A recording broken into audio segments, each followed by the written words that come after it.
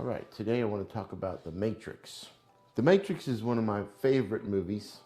When The Matrix first came out in 1999, there was like movie previews for it that didn't give away like the plot of that it's like a simulation or nothing like that. It seemed to me like just from the previews, it was like some cool action movie. That's all we could figure from it. And when it came out, people would say, oh, "You have to see The Matrix." You know, like that Keanu Reeves movie with the what's it about? Like it's some action movie, some underground criminal organization or something. The Matrix. We don't know. It didn't show in the previews what like the full scale of what it was, which is probably a good idea. And then it just people were talking about it like you gotta see this movie. So yeah, when I finally saw it, I don't think I went to the theaters. I think I saw it after it came out. The whole reveal that Neo or whatever his real name was, John Smith or whatever it was living in a simulation, and he was being pursued by these people who thought he was the special one or whatever that they talk about, and they helped him awaken from the Matrix simulation. It was like, whoa, what? That's crazy. And you know, when the internet and computers were just kicking off and getting more and more developed in the last decade, the concept of that simulation theory was kind of like more like believable, I suppose, and like this could be the future. We could be building a simulation, or you know, robots could build a simulation that we could be plugged into. It seemed like it was realistic enough of an idea that could happen in the future, some dystopian, horrible future that we could build. But The Matrix is now it's Keanu Reeves all the way. Like they made the second and third one, which was strange the way they did it. They filmed both at the same time and released them in the same year over like spring and winter or something, or like whatever, fall. And the second one was pretty just all action, no not much of a reason for the story plot other than this is some awesome stuff to look at. They had like the upped budget, so they were able to, and they did a good job with whatever they had to work with the first film to be able to make what they made. And then they proved themselves as a good movie. And the second one got a bigger budget, so they upped it with really awesome fight scenes and car chase scenes and stuff like that. And they opened up the world to Zion, the last human world that's not people plugged into the Matrix and stuff like that. And then the third one was not as good with the action, I don't think. And it was more of a trying to like, I don't know, close up the story with philosophical type stuff. It just kind of left you unsatisfied, I think. It wasn't as good of a story plot as you would expected, or you would hope that it would be. The first one, it just like opened up the whole idea, and then second one was just mostly action. Third one was like, okay, this is a weird. Basically, it was an anomaly of the reiterance of the one having to repeat itself and do the cycle of destroying Zion and restarting it with all that stuff. That's what they were told, as the computers said that's what they were doing, but you don't know if they're telling the truth or not.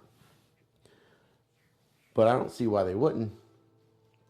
And then this version, the Agent Smith had become like a virus glitch that would be a threat to the whole system, because it was going to clone itself to every robot in the whole Matrix. and that was, it had no motivation other than to just destroy and dominate everything. And basically, the Agent Smith became everything in the every computer program and every person's, and it had some kind of weird, like, he was able to infiltrate into a real human through the matrix where it was plugged in, and it went through by taking over that guy that was plugged in from one of the ships of the people who were unplugged but plugged back in to go do like missions and stuff, and then took over that guy like he was possessed by the Agent Smith or something. And then there was, like, they kind of hinted at the possibility that Neo could connect to the Matrix without being plugged into it. They didn't really, like, explain any of that or like, you know, explore that too much. It was more like, ooh, isn't that cool? We don't know exactly why or if there's a point to any of this, but isn't that interesting? Look at that. And then part 4, oh, I don't even know what the heck that was. That was a whole weird cash grab thing. It's kind of disappointing. It was cheesy. I heard they're making part 5, but who knows? How can they make a part 5 after the weirdness of part 4? Did people really like the part 4 of The Matrix? Seems so stupid to me. Super cheese balls. The one thing that I don't like about them, you know, the first one was great, the second one was okay, and it just it's like an exponential drop down from the first one. Introduced an awesome idea and concept and story, and then just kind of fell off after that, as they do. One thing I don't like is how there's no expanded universe as much as other franchises have. There's no novels. There's like an Animatrix, maybe something like that, but it's mostly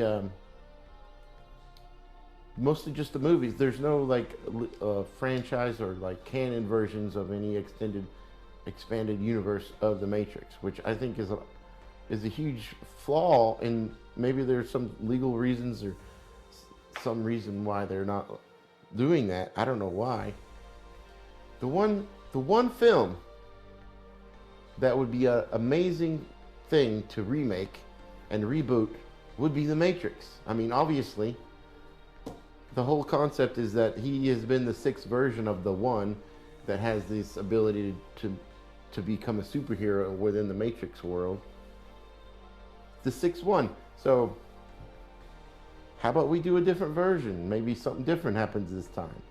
And that one, the Agent Smith becomes a virus, and he falls in love with Trinity, and there's like this whole thing with that. And they said the other versions didn't have like a romantic love interest like he did, so things changed in his perspective and his decision making because of that. So maybe we could see different versions.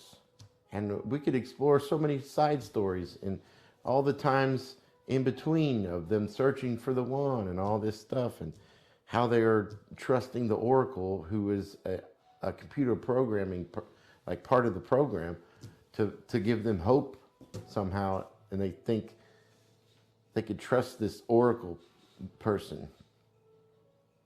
But there is, in the Matrix 4, there was like a split of the factions of the robot world, where some would think that they must have complete, total control and enslavement of the humans, and the other ones thought that they should work together and be more symbiotic.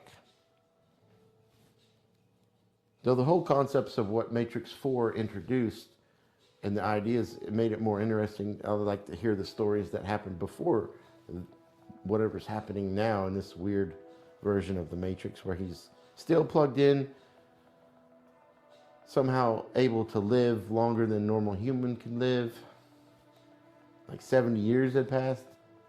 Doesn't make any sense. Not really. Then I wish they had novels and stuff. I guess the only thing is fan fiction. You can find fan fiction of the Matrix, and then there's the video games and which I didn't really play, and the Animatrix. They may have some comic books that I'm not aware of. I'm not sure, but I wish they had more content. I feel like that's a good concept and franchise to make an expanded universe in novels. There's so much there, so much philosophy and stuff that we could talk about or explore the stories of. Like when Morpheus had first got Neo out of the Matrix, and he said that usually they don't wait till they're this old because they've been in the Matrix so long. It's hard for the mind to accept the true reality. Well, it seemed like he just got upset stomach a little bit and got a little freaked out, and that was it. Big deal. That wasn't that bad for him. Seemed like he recovered pretty quickly. But maybe there's an example they could explore in some other novel about waking up somebody too old, and like how freaked out they totally had like a lost mental breakdown or something.